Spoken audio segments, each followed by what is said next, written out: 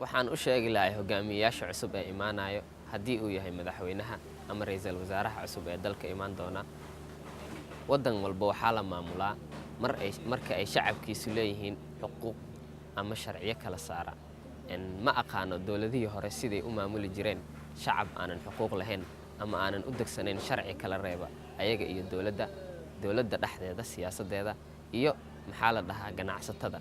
shuruucdaas oo dhan ayaa loo baahan yahay waxaana rabaa in maxaa la dhahaa dowladda cusub ay aad iyo aad u taageerto ama aad iyo aad ay u fiiriso shuruucda ayagoo markaasi fiirin doono shuruucdii la qoray sida ay u dardargelin lahaayeen ama ay ugu gudbin lahaayeen baarlamaanka sida haddeertan wasaaradda cadaaladda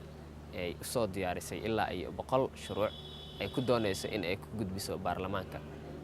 waxaana ka rabaa in ay shuruucdaas aad u soo maaragtay u taageeraan